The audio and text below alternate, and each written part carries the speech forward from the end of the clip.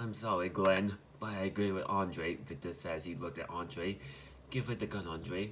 What? Glenn started out as he looked at him in disbelief. You can't be serious. You can't just give up on her like that. You didn't give up on Simon when he was bitten, haven't you? Are you going to give up her just because she's a stranger? Will you do the same when someone else from our group gets bitten? Look at her, Glenn. Victor said in an attempt to convince Glenn, trying to ignore comments that Glenn just made. Look at the state she's in. There's no happy ending to this. She's in pain right now. Do you really want her to suffer? Please just give me the gun. This is what I want. The unknown woman nodded. Please, I don't want to be one of those things. Andre nodded at her and held his gun out to her. A slight smile formed on her face as she took the gun from the officer's hand. Thank you so much. I know how hard it must be. Glenn backed away in disgust. I can't watch this. Let's go. We can't, Victor told him with a sudden look on his face. Glenn stopped his tracks and looked at him in disgust. What? Why not? Because someone has to pick up the gun. We can't leave it, Victor pointed out. You two go on ahead, Andre said. I'll join you in a moment. Okay, Glenn nodded, began to make his way to the stairs. Are you sure? Victor asked him. Andre nodded at him sadly. Yeah. Victor nodded as he turned away from him. He and Glenn walked onto the stairs. He stayed a little longer, just to look between Andre and the girl before following the other man down the stairs. He reached the ground level a few seconds later and walked over to Glenn's car. He reached toward the door but stopped and flinched when a sound cracked of a gunshot went out. He signed, pretending he didn't see the angered look Glenn just sent his way and got into the car. He sat down in the back seat of the vehicle while Glenn took a seat in the driver's car. A few moments later, Andre entered the passenger seat next to him and closed the door. The ride back to the drugstore was quiet. No words were said on the way back to the drugstore. The group of four arrived safely back at the drugstore after the short trip. They parked in the alleyway beside the drugstore and quickly cut the engine before any of the undead on the streets heard the car. Once they were inside the drugstore, Kenny, Jessica, and Veronica greeted them. A smile grew on Veronica's face as she walked over to him. Vic, you're back! Victor nodded at her with a grim look on his face. His thoughts still troubled by the death of the woman at the inn. Yeah. What is it? Jessica asked after noticing the look her friend had on his face. Everything alright? Kenny questioned him, seeing the look the group of three had on their face. Did something happen out there? Yeah, we had some close calls, but we're okay. Victor gave him a assuring nod. Are you sure? Veronica said in a worry. You don't look like everything is okay. Yeah, Victor nodded. I'm sure. I got a few cans of gas for our vehicle in the boot of my car, Glenn said in a low, hollow tone. Kate smiled. Good to hear it. How are things back here? Andre nodded. Quiet, Kate replied. Nothing happened when you three were gone.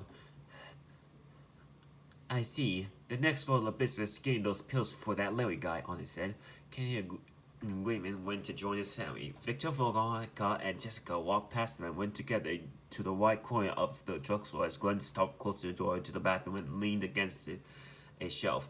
Andre walked over to Chen and saw him to help reinforce the barricade. He stopped in his tracks right behind him and eyed Swan in surprise when he saw the most windows were now even more reinforced.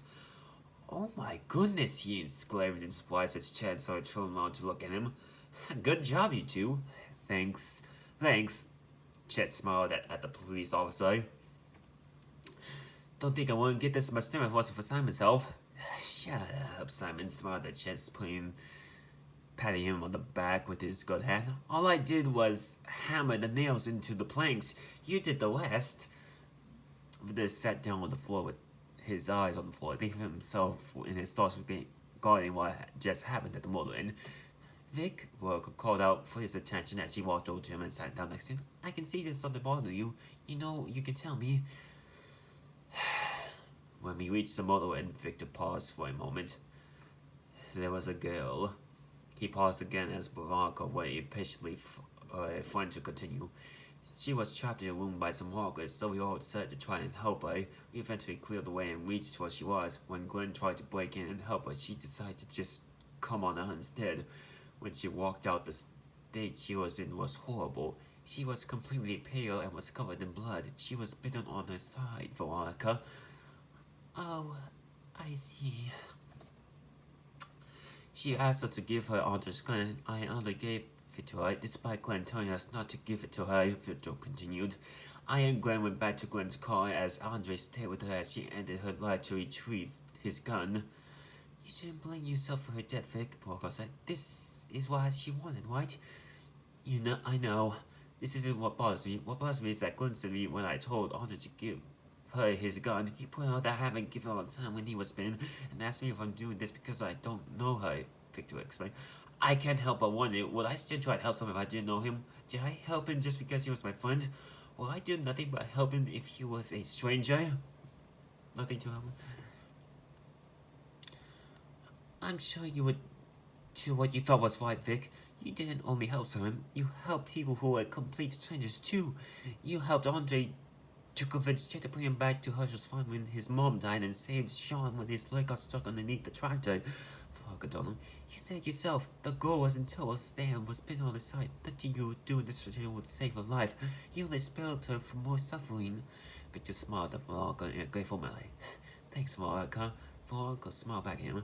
That's what friends are for, right? Lee walked over to Glenn. Hey, Glenn. Yeah, Glenn asked. Would you mind if I borrow your axe? Lee pointed at the fire axe Glenn bought with himself from the supply one. I think I'm going to need it to get the keys to the pharmacy. Sure, Glenn, take it. Lee looked at Glenn with a grateful look on his face as he grabbed his fire axe and walked over to Doug. How are you doing? Good. Doug lied. You want to take a look outside again? Lee nodded confirmation. Yeah. Doug nodded before opening the door and stepped out to the drugstore with Lee. He crouched down as Lee immediately pulled his plan into action, raised the fire axe and sent it to the gate lock. The gate lock was broken, which allowed him to unlock the gate. Found the combo, he said. Pleased with himself as he crouched down next to Doug. Awesome, Doug smiled. Now distract those things carefully. Lee reached towards the brick he had noticed earlier and threw it towards the window with excellent aim. The glass was broken, allowing the volume from the stair to flow louder than before. After a few seconds, every walk on the street began gathering around the store. Be careful, Doug warned as Lee got himself into a standing position, ready to head out and get the keys from his brother. Keep an eye out, will ya? Be careful. Okay. Well, yeah, Lee replied as he stepped towards his brother. He walked over to his brother and knelt down in front of him. The walker growled and reached towards him, trying to grab him, but wasn't able to do so because of the pylon that it was trapped under. Hey, bud, he spoke up to his brother as his brother growled at him. I don't know what happened to Mom and Dad, but I know if you were there, you would have died for them, so yeah, I'm going to assume that's what happened. Did you find them yet? Doc called off of his position to get Lee's attention. Give me a second, Lee replied as he looked over his shoulder at him for a few seconds before looking back at his brother. He knew he had to make his goodbye short, but saying goodbye to his deceased brother wasn't easy. He closed his eyes and continued his goodbye to him. I'm sorry, man. I'm sorry I wasn't there, but knowing you were to take care of them through it all of it, that helped. He slowly stood and let a few deep breaths to calm himself down. He raised the fire axe and brought it down on his brother's neck. The walker that was once his brother reached towards him again, making another attempt on the ground. Lee clenched his teeth and slammed the axe down at his brother again and again and again. In the end, he brought the axe down on his brother's head, killing him. And after staring at his brother's unmoving body for a few seconds, he looked down and began looking for the keys. Oh, God, me mutters as he reached into his brother's shirt pocket where he found the keys. There we go. He still been turned around to look at Doug, showing him the keys. Doug's smile was about to give him a thumbs up when he noticed some walkers losing their interest in TVs and bringing their attention back to the street. Oh, shoot. One! He shouted. Lee quickly ran back to the gun store as Doug quickly closed the gate before falling into the building. He slammed the door closed and began holding it just in case the walkers would try to get in. Man, that was close.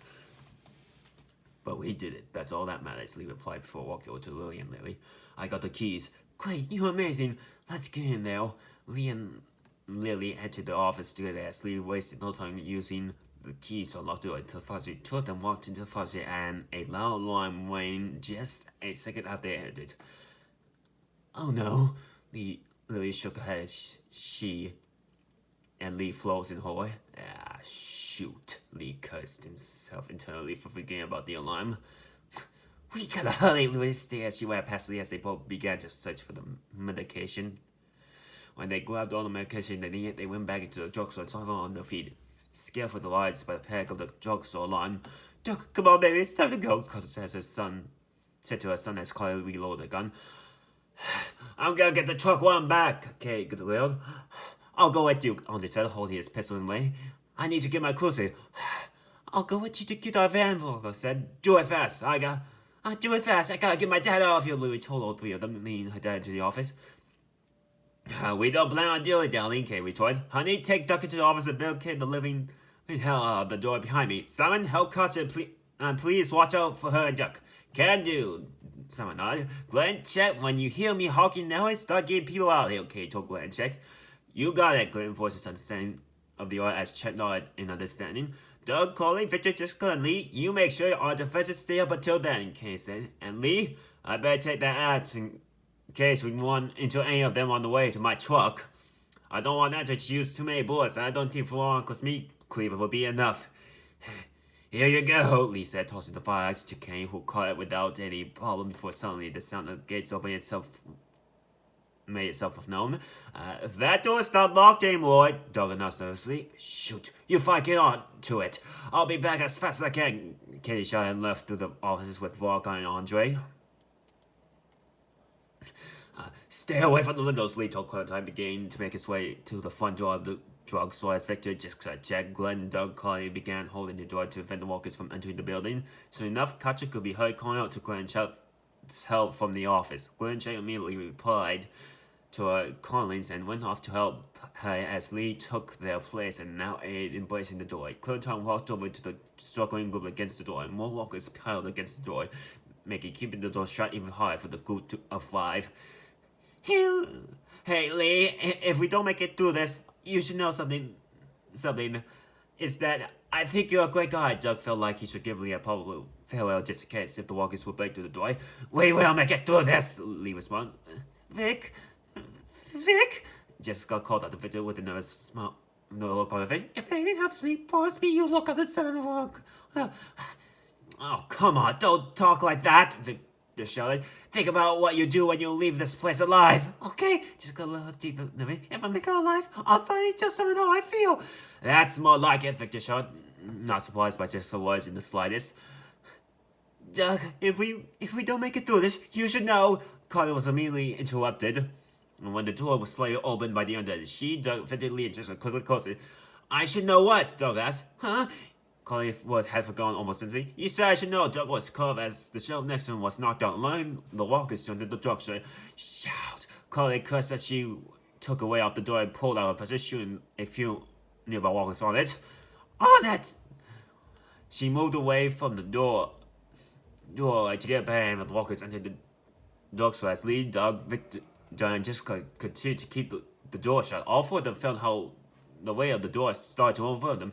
Clementine, Lee called out for Clementine. Can you look for something to stick in between the handles? Something real strong, okay? Okay, Lee. Clementine responded before running off to the other side of the store to find something the group holding the door could use to block the door. The undead partially opened the door, but thankfully Lee, Doug, Victor, and Jessica managed to close it again. Clementine, did you find anything? Lee shouted right after closing the door. Nothing! Oh, wait, Clementine shouted as she backed into the office. Doug glanced to the side where he heard the sounds of some of the undead trying to break through the boarded up windows and sighed in relief when he saw how the combined emphasis of the undead were fruitless and how the boards were able to withstand the undead's attack. Thank goodness Chet and Simon reinforced those windows, he shouted. Jessica nodded agreement. Yeah. Clementine went back to them, holding Lee's father's cane. I found something. Lee immediately took the cane and shoved it between the handles. I'm out! Carly shouted in the moment had been secured by Lee. She ran out of bullets in her person and the walker grabbed her by the ankle, preventing her from reaching the person. Take out the ammo. Carly! Doug yelled at Roy, and he quickly ran to her purse and pulled out a full clip before tossing it to her. Wasting no time, Carly reloaded her pistol and killed the walker, holding her ankle on the walker and walking towards her. After killing the 2 walkers, she looked at Doug with a grateful look on her face. When Kenny busted through the doors, he held right back in the drugstore. Let's go!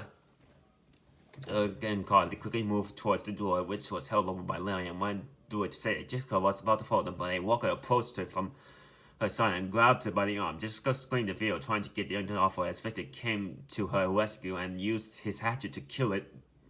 Jessica looked at Victor with a grateful look on her face before running off into the office with him. Before Clementine could reach the door, a walker grabbed her by the ankle, causing her to fall to the floor. Lee's reaction was instant. He stomped on the walker's head a few times, freeing Clementine from the scratch. Clementine went over to the door and squeezed past Larry. Lee was about to make his way past the young man, but Larry put his hand on his chest, preventing him from leaving and scolded him. "You're not going to touch yourself up." The old man shouted as he punched Lee straight in the face, sent him to the floor. "No!" Clementine shouted. Lee's vision was blurry when he landed on the floor, hearing how the sound of crying was getting closer and closer. Just as the walker was inches away from him and was about to sink its teeth into his neck, Kane came out of the office and killed the walker next to Lee with the fire axe. "I'm not letting anyone else get in today," Kenny shouted, reaching his hand out towards Lee. "Especially a good friend." Lee took Kenny's hand and allowed him to bring himself back on his feet. Kenny left the office as Lee took one last glance at the walker's effective drugstore before closing the door. Man, that was intense.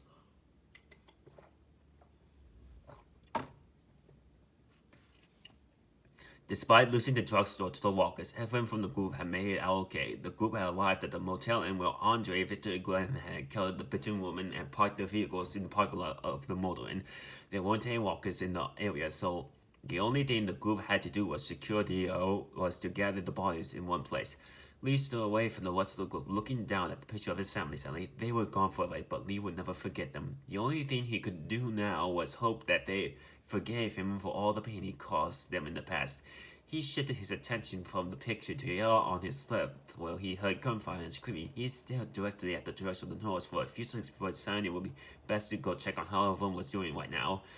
"Hey, Glenn," he said, approaching the Asian man who was the closest. Glenn held out his hands, signaling to each way. He listened closely to the news report continued. With uncountable severe emergencies in all counties, Georgia cities, and the current level of disasters are as followed. Atlanta Stage 9 catastrophe. The voice from the radio said in Glenn's car. "I think I need to go," the Asian man said after Atlanta was mentioned. Lily overheard the conversation and began to make her way to them. "To Atlanta?" Lee asked. "Yeah, I got friends there. I just can't stay here knowing that they could be trapped in that city. It sounds like nobody knows what's happening there. When we left a few days ago, it could have gone either way," Lee stated. "I gotta take that chance." "My chances," Glenn replied. Lee noticed Lily walking over to him with the intent of intervening with Glenn's decision, but knowing that it shouldn't be anyone's choice but his, he waved her off. Although she was a bit hesitant about it, Lily decided to leave Lee to it. "Find your friends and be safe." He brought his attention back to Glenn and smiled, giving him his blessings to leave. "Thanks, Lee. That means a lot." Glenn looked at Lee with a grateful look on his face. "I don't mean to abandon you all, but it seems like an okay setup, and I'm sure it needs to be back to normal around here in no time." Lee nodded him. "Let's hope. One more thing," Glenn said. "Keep the axe. You'll be needing it more than I do." Lee nodded him. "Thanks, Glenn. You guys be safe." "Hey," Glenn said his farewells to Lee. Lee nodded him. "We'll try." Glenn opened the door to the driver's seat of his car, and the last thing he did before closing to his vehicle was sending an angry look in Victor's way. He got himself into the car and drove off down the road. After watching Glenn drive away from the motor inn, Lee walked over to Kay and Katja. "Hey, Ken." Kay turned away from what he was doing to Lee. "Close call back there." "Thanks for picking me up." Lee extended his hand towards Kay for a handshake. "No problem," Kay replied, shaking his hand with Lee. "We have to take care of each other." "Yeah, we do." Lee nodded as Kay turned away from him and walked over to his wife. Lee noticed Chet standing by the wall and walked over to him. "Hey, Chet." Chet nodded. "Hey." "How are you?" Lee asked. "I still can't think about what happened to my mama, but I think I'll be alright," Chet replied.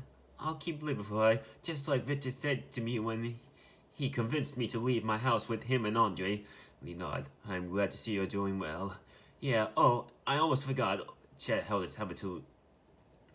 Lee gave him my son back in the drugstore. "Take it. Thanks for borrowing it to me." And Simon back in the drugstore. "Keep it," Lee told Chet. You should have something to defend yourself from the walkers. Chet nodded in understanding, taking the helmet for itself. Thanks. Good job with the windows, by the way, Lee smiled. If it was for you and Simon who forced them, who knows what would happen to us? Chet smiled back. At least it was good for something. Lee nodded at Chen and walked away from Chet. He walked over to Doug and Carly, who were checking some boxes together. Hey guys, how are you all doing? I'm doing fine. I'm glad we all made it out. Yeah, Doug nodded. Who knows what happened if Chen and Simon didn't reinforce those windows? I don't know. I don't want to know, to be honest. So, you two are doing well? Lee asked. Yeah, we're fine, Doug nodded. He shifted his gaze from Lee to Corey and asked, Corey, could you show me how to fire a gun when we'll find more guns? I would like to know how to defend myself if things don't calm down in the next few days, if you understand. Sure, Carly smiled. I'm gonna make a sharpshooter out of you. Leave you two to it then, Lee said before walking away from them. He walked over to Doug and Clementine, who were having a conversation with each other, or whether Doug was talking to Clementine and Clementine was just silently listening to him. Hey Doug, you want to cool it for a minute? Okay, sorry, Doug nodded in understanding and walked away. Lee knelt down in front of Clementine. I'm sorry, there's not a lot of kiss you. No, it's not that. Clementine paused for a moment. I got grabbed again. I was there though, Lee replied. I fell and my walkie-talkie broke. Glenn had the other one, Clementine explained. Lee cursed himself mentally forgetting to ask Glenn to give him the walkie-talkie back. I'm sorry. Thanks. I know I need to be tough. I'm just sad. Clementine replied tearfully. I know it doesn't make any sense, but it's how I used to talk to my mom and dad, and now they're gone. It's gone. Maybe we can find another one. Lee tried to cheer her up. I'll just keep this one, I guess. Clementine responded. Lee looked over his shoulder and saw Lara standing behind him, leaning against the wall. Come here for a second. Lee looked back at Clementine before standing up. Let me handle this. He walked over to Larry as Doug walked back to Clementine and started talking to her again. What do you want? You like my daughter? Larry asked. She's fine, Lee replied. Fine, huh? Well, you then, Lee Everett. That's why. I know who you are, and I know you're a killer. And you go anywhere near my daughter or step on the line once, and so will everyone else. Larry took a step forward, getting himself in Lee's face. I know who you are, and I don't give a damn about what happens to you, but if anything happens to my daughter or that little girl you got there, you better watch yourself. After telling Lee what he had to say to him, Larry walked away from him to stand by himself somewhere else.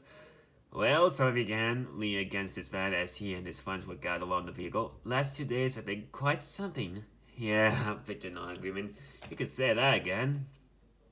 I'm glad all of us made it out alive, Varga said. We had some pretty close calls for the past 2 days. Yeah, Sammy replied, glancing at his hands, dumb as he could nod agreement, remembering how the walkers grabbed her at the drugstore. Do you think the situation at home is bad, like you? Jessica asked. I don't know, Varga replied. I can only play our families are safe right now. Yeah, Victor agreed with her. I wish we could go back home right now, but it's probably too dangerous to be on the road right now. I hear you, son, nodding in agreement. At least the people we met seem alright. Jessica tried to find some positive in this situation. Yeah, they all seem alright, Sam agreed. Maybe except for the old geezer and his daughter.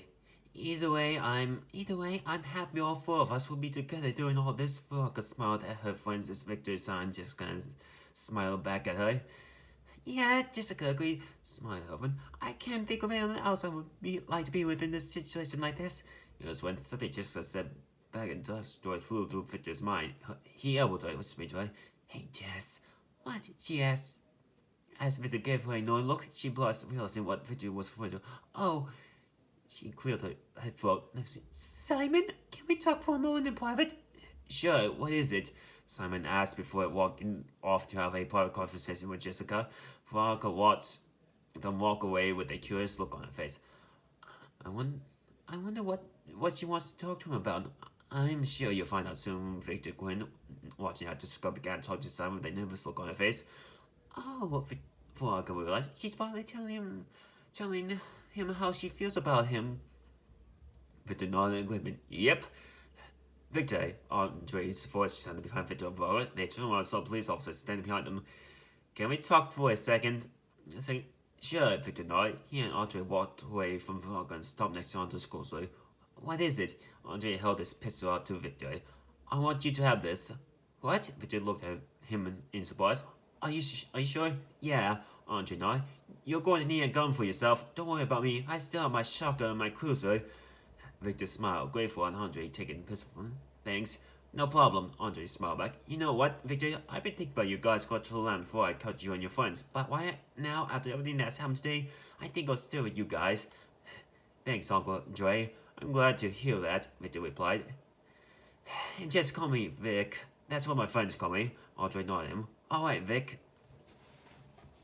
Both Victor and Andre turned their attention to the skies at what sounded like helicopter waters became audible. I hope that's the sound of us fleeing this thing, Kenny stated, smirking as he walked over to them. Me too, Lily agreed as she and me walked over to join them. You can say that, Victor agreed with both of them. This stuff has to end. This morning is pretty damn defendable. We'll block off the entrance and with some cards and keep someone on watch.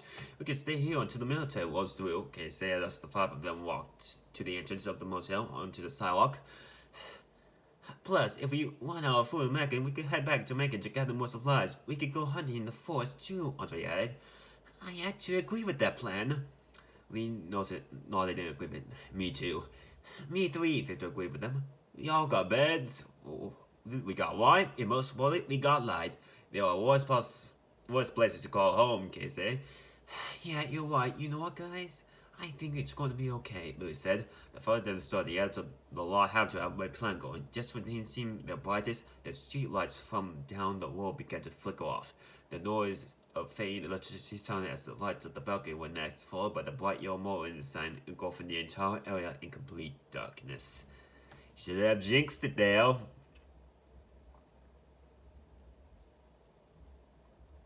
And yeah, these are all the stats.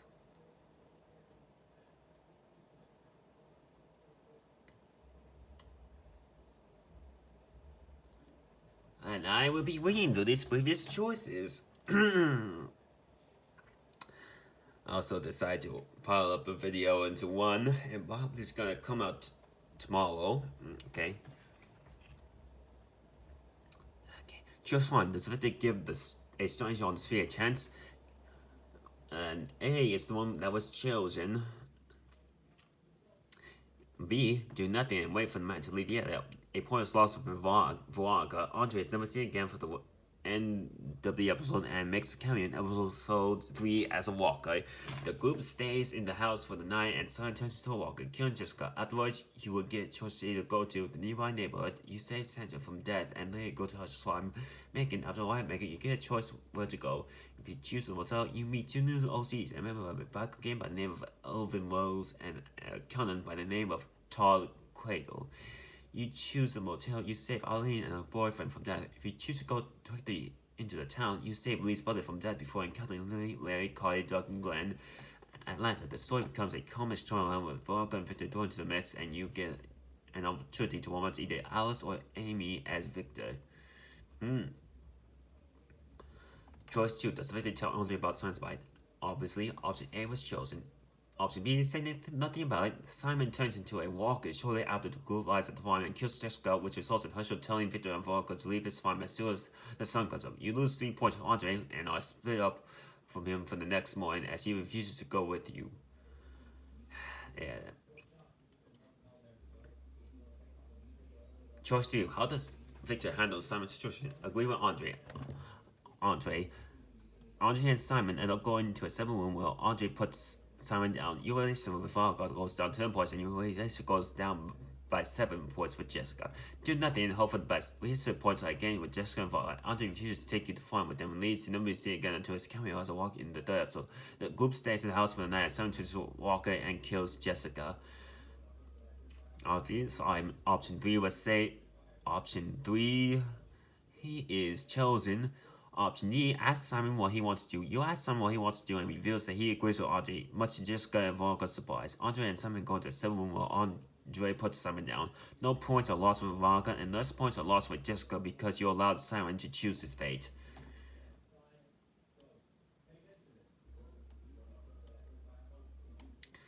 Choice 4. Where should Victor and Veronica go? Option A was chosen. Option B. Oh wait. Apparently you lost. Apparently you lose a chance. Oh, okay.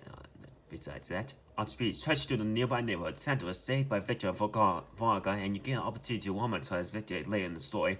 Arnold and Victor don't work on the fence, so it makes you choose between Sean and Dunk at the fence situation.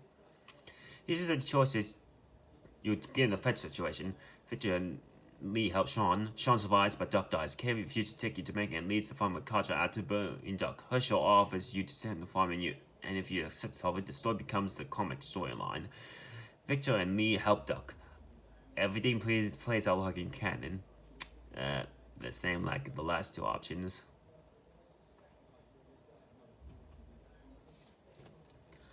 Choice 5.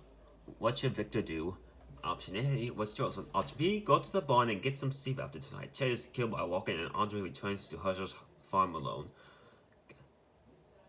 Option 6. What do you do with Chet? Option B was chosen. Option A, leave Chet and help some more. You lose a point with Andre and opportunity tries to show you cool later. Chet is never seen again. Option 7. Who do you talk to? As Victor. Option B was chosen. Option A, talk to Chet. You check on how Chet is doing and gain a relationship point with him. Talk with Kenny. You learn a bit more about him and his family and gain a relationship point with him. Talk to Katja and Clementine. You learn a bit more about them and gain a relationship point with all of them. Lee. Option A was chosen. Option B. Talk with Sean. You talk about everything going on you and gain a relationship point with him. Talk with Ken. You learn a bit more about him and his family and gain a relationship point with him. Option D. You learn a bit more about them and gain a relationship point with all of them. Do you take check? Option A was chosen. Option B. Don't ask him if he wants to come with you. Chet stays at the farm and ends up joining with group. He later dies when the governor attacks the prison.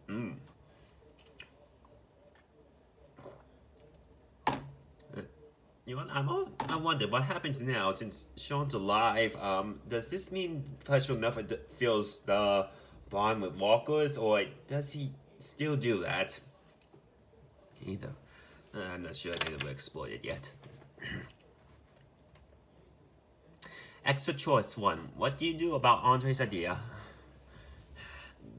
This option A was chosen. Option B agreed with him. Andre, along with 2 other characters, split from the rest of the group after arriving in Macon. Because of it, Andre is not present in the drugs, and you don't get a choice to help him reinforce Macon, which later results in a choice from the Walker's attack with Kai, Doug, or Jessica, or Veronica, depending if Jessica died earlier in the episode or in a deadly situation, and you, as Victor and Lee, will have to choose who to save. If you agree with Andre, you get a choice between the motel and the gas station, which place you should check first out. If you choose to check the gas station, you meet Evelyn and Todd, making them join your group. If you choose to check out the motel, you save Irene and her boyfriend, making them join your group.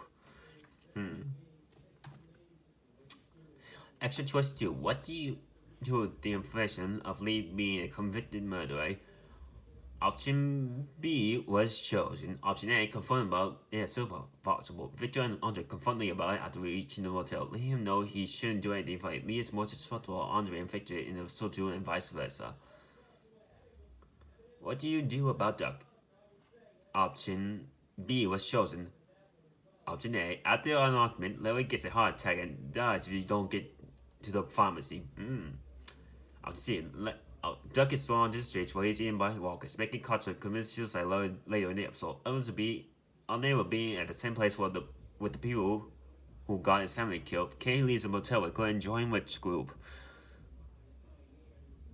Okay, Say nothing and remain neutral. The same thing as George saying only Lee is disliked by both sides of the argument for not doing anything. Sorry about that. Choice 10. Should someone go with Glenn? Say no, Glenn. Glenn goes by itself and you lay have to go rescue him like you can. B was chosen. But how? Oh wait, hold on. B was chosen. Not much.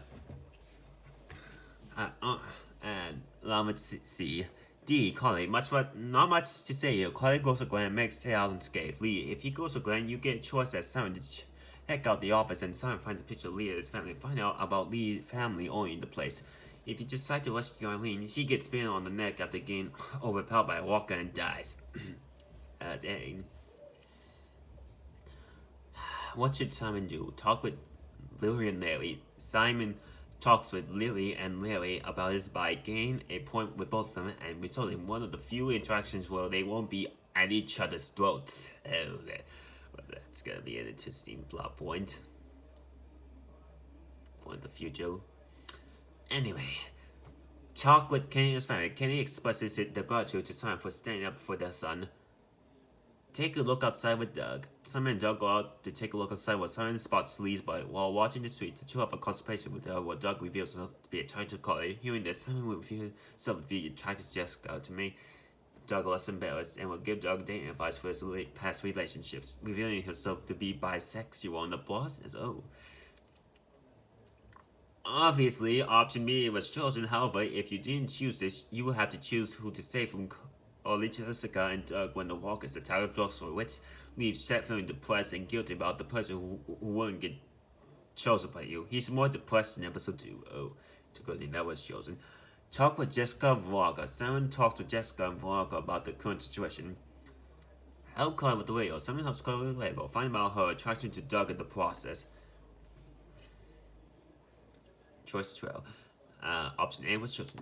Option B, I don't trust you. You lose a point with Carly. Option C, how can I trust you? Look, Carly said you can. You don't gain or lose a point with her. What does Lee say to Clementine? Option A was chosen. Option B, Clementine agrees with Lee, reminding him that he saved Sean back on the farm. Clementine feels sad that you couldn't see your family, but wonders if it was a bad person you killed. Clementine is left confused by this. Yeah. What should the supply one group do about the girl? Leave her alone. You lose 2 points for Glenn and 1 point with Andre. Glenn refuses to return to the drugstore with you and leaves to Atlanta earlier than he did in Canton. A B was chosen. Choice 15. Option B was chosen. Option A, you gain 2 points with Glenn but lose a point with Andre. You later get a choice to convince him to stay with you at the group at the end of the episode.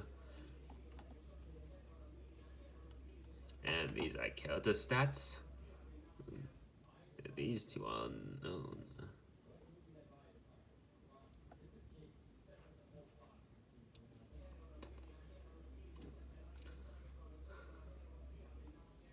Oh, that's it. Tune in next Friday for another fanfic reading.